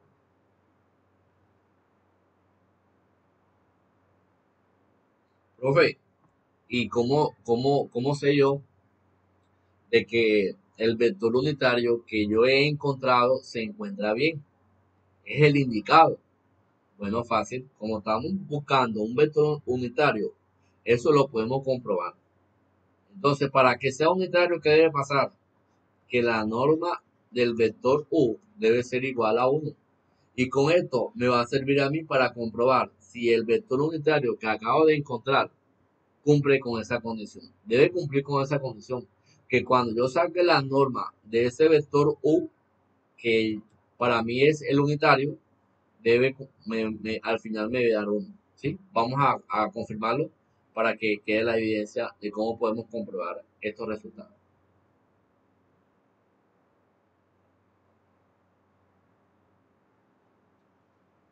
Me voy en una hoja en blanco y voy a copiar aquí el vector unitario. El vector unitario que tenemos es este, ¿no? 5, 5 sobre la raíz cuadrada de 34 en la dirección y. Menos 3 raíz cuadrada de 34 en la dirección j. Este vector que ustedes ven aquí es lo mismo que yo lo puedo reescribir de esta forma. 5 sobre la raíz cuadrada de 34, menos 3 sobre la raíz cuadrada de 34. ¿Sí? Entonces, si vamos a sacar la norma de U, la norma de U es igual a la raíz cuadrada de cada una de sus componentes elevado al cuadrado. Entonces aquí tenemos lo siguiente. Por definición de norma, si vamos a sacar la norma de U, entonces tenemos que sacar la norma de esto, ¿no? Vamos a sacar la norma de quién? Vamos a sacar la norma de 5 sobre la raíz cuadrada de 34, menos 3 sobre la raíz cuadrada de 34. Y esto que está aquí es lo mismo que tener como la definición de norma o del módulo de un vector, donde dice que la norma de un vector es igual a la raíz cuadrada de cada uno de sus componentes elevado al cuadrado. Entonces aquí tenemos 5 sobre la raíz cuadrada de 34 al cuadrado, más menos 3 sobre la raíz cuadrada de 34 elevado al cuadrado. ¿Sí? Eso es lo que tenemos. Seguimos operando. En matemática, esto que está aquí, la raíz cuadrada de una fracción, esta fracción que ustedes ven aquí, tengo la potencia de una fracción. Esa fracción la podemos operar de la siguiente manera. 5 sobre la raíz cuadrada de 34. Lo voy a escribir en una hoja aparte para que lo puedan ver. 5 sobre la raíz cuadrada de 34 a la 2. Hay una propiedad de la potencia. Y esa propiedad nos dice lo siguiente. Que cuando usted tenga el cociente de una fracción, usted puede operar así. A a la 2 sobre B a la 2. ¿Sí? La potencia la llevamos al numerador y al denominador. Entonces, esto que está aquí me quedaría como 5 a la 2. Si aplicamos esta propiedad, me quedaría 5 a la 2 sobre la raíz cuadrada de 34 a la 2. Esto que está aquí, 5 a la 2 igual a 25. Esta raíz y este 2 se va. Me quedaría 25 sobre 34 avos. Eso es lo que voy a colocar en la primera. Esto es lo que vale 5 sobre la raíz cuadrada de 34 a la 2. Me dio 25 sobre 34. Más menos 30. Eso también lo podemos justificar acá. Voy a ponerlo por acá de un color diferente. Menos 3 sobre la raíz cuadrada de 34. Vamos a hacer el mismo razonamiento. Esto que está aquí es menos 3 al cuadrado sobre la raíz cuadrada de 34 a la 2. Base negativa y exponente par, eso siempre va a ser positivo. Aquí me da un 9. Este es 30, la raíz con el cuadrado se cancela siempre, ¿no? Eso me daría 9 sobre 34 avos. Entonces acá me va a quedar 9 sobre 34 avos. Esto que está aquí es igual a la raíz cuadrada. Me queda una fracción que es homogénea. En las fracciones homogéneas, aquí dejamos el mismo denominador y operamos los numeradores. 25 más 9. Esto que está aquí es igual a 25 más 9 es igual a 34 sobre 34. Esto que está aquí es la raíz cuadrada. 34 sobre 34 es 1. La raíz cuadrada de 1 es igual a 1. Entonces miren que hemos probado que la norma de U del vector U es igual a 1. Entonces eso quiere decir que el vector U que nosotros hemos obtenido es un vector unitario. Es un vector unitario. ¿Sí? Entonces así podemos justificar nosotros cómo debemos encontrar nosotros vectores unitarios. En el caso que tengamos la duda, lo podemos comprobar y se debe cumplir que la norma de ese vector es exactamente igual a la unidad.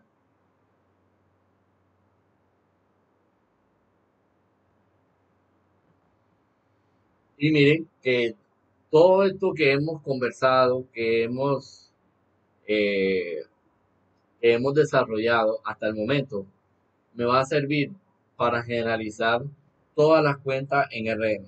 Miren lo que nos dice. Ya sabemos cómo es un vector en Rn. Si yo tengo un vector A que pertenece a Rn y tengo un vector B que está en Rn y tengo un escalar, ¿verdad? Entonces se cumple la igualdad de vectores.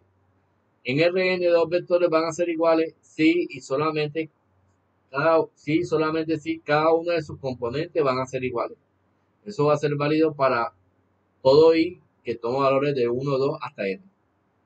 En Rn se cumple la suma de vectores. En Rn yo puedo hablar de suma de vectores. Vamos a escribir aquí un color diferente. Podemos hablar de suma de vectores sin ningún problema. ¿Sí?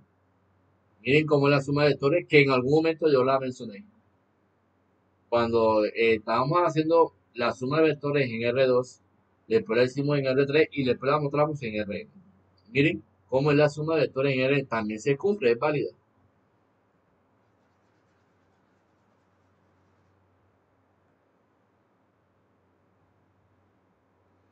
En Rn también se cumple el producto de un escalar por un vector. Miren, si tengo un vector, ya sabemos que A es un vector en Rn. Si lo multiplicamos por un escalar, ese escalar aplica para cada una de las componentes que nos vamos a encontrar para ese vector en Rn. ¿Sí? Se cumple la multiplicación por un escalar, la multiplicación de un vector por un escalar. También se va a cumplir en Rn. En Rn también se cumple la norma de un vector. El módulo de un vector también lo podemos calcular como la raíz cuadrada de la sumatoria de cada uno de sus componentes elevado al cuadrado. Y ya lo sabíamos. ¿Por qué? Porque a mí me gusta, cuando vamos comentando algo, me gusta ir generalizando en el momento. Pero con esto que le estoy mostrando, le confirmo que todas estas cuentas que estamos haciendo son válidas también en R.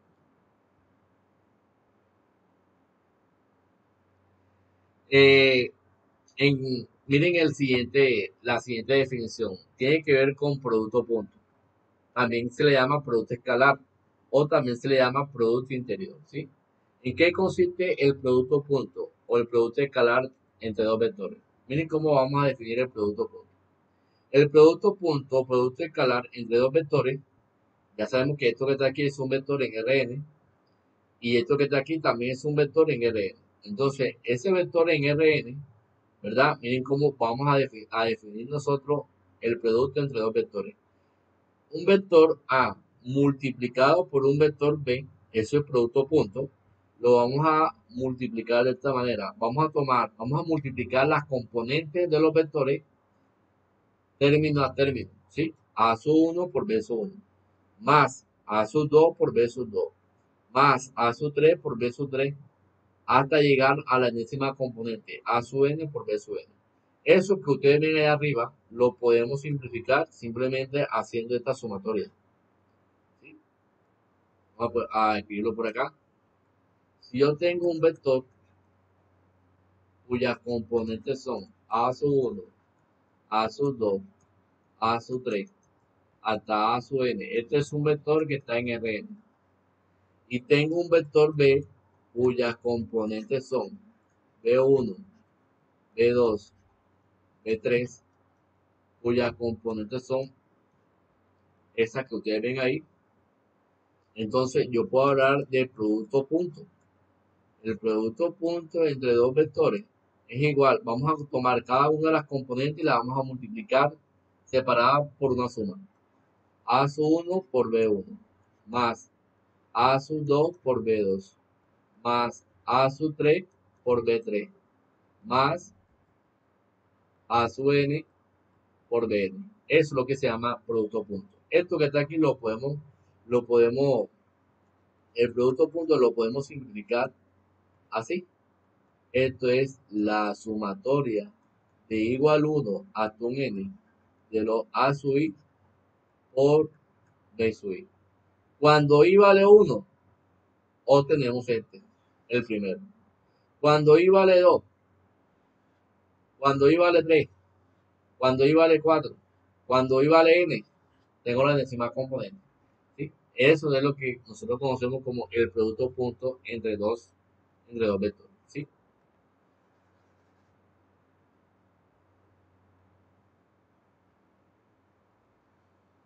Miren esos dos vectores. Vamos a copiarlo acá en la pizarra.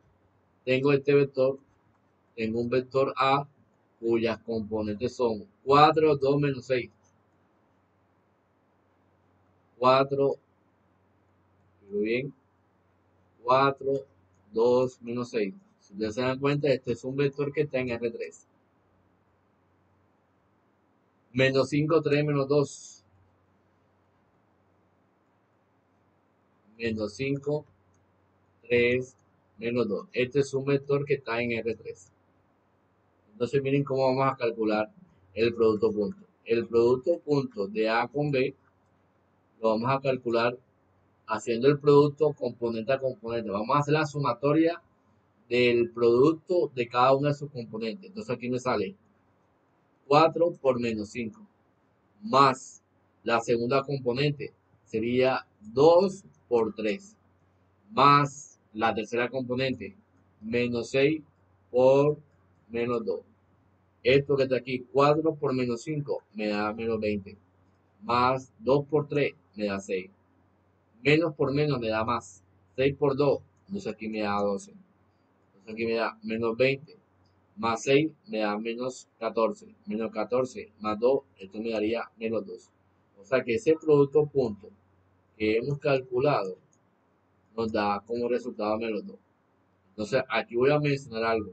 Siempre que yo calcule el producto punto entre dos vectores, siempre me va a dar como resultado un escalar. ¿Sí? Siempre me va a dar como resultado un escalar. Y aquí voy a generalizar lo siguiente. Miren cómo está definida el producto punto. El producto punto, si yo hago un vector que va de R2 a R2, voy a tener como resultado un escalar. Si yo hago un producto punto entre un vector en R3 por R3, voy a tener como resultado siempre un escalar. Sea positivo o sea negativo. Recordemos que si yo aquí, ya sabemos quiénes son los reales para nosotros. Y mucho más aún, si yo hago un producto punto entre un vector en Rn por un vector en Rn, eso también me va a dar un escalar. ¿Sí? También me va a dar un escalar. Y eso es lo que está pasando aquí.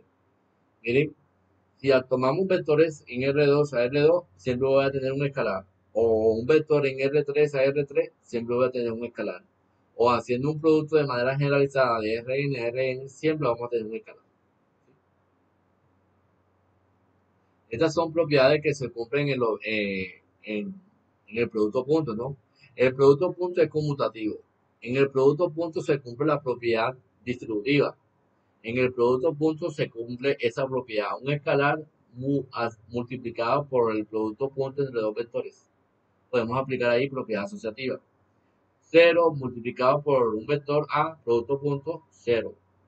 Un vector A, el producto punto entre un vector, entre un mismo vector, siempre eso va a dar como resultado la norma de A al cuadrado. Ustedes pueden tomar un vector cualquiera, hagan esa cuenta y se va a cumplir. El producto punto también lo podemos hacer, digamos, lo podemos realizar con los vectores unitarios. El producto punto que contiene los vectores unitarios en la dirección IJK van a ser de mucha utilidad y lo podemos verificar sin ningún problema. Por ejemplo, cuando usted hace el producto punto de I con I, recordemos que I en R3 es 1, 0, 0. En R2 es 1, 0. Si usted hace el producto punto de I con I, eso es igual a 1.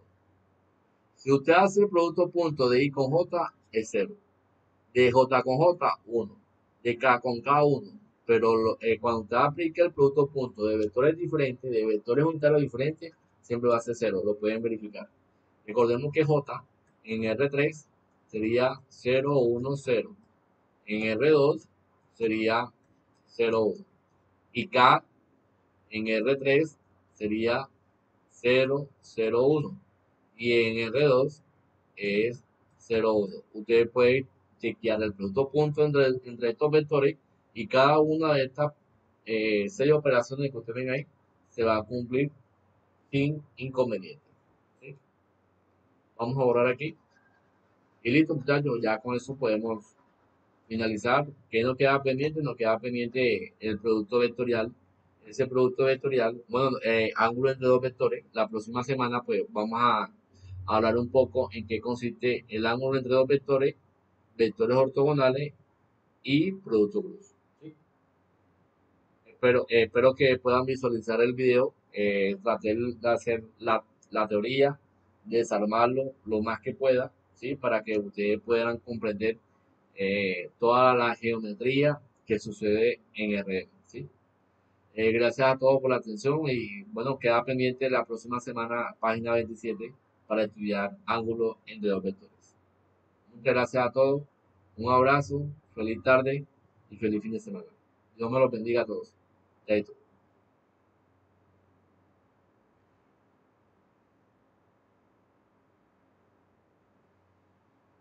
Antes de finalizar, cualquier duda, inquietud, ya saben, no duden en escribirme por el interno o por correo electrónico. ¿Oyeron? Chaito, un abrazo, se cuidan.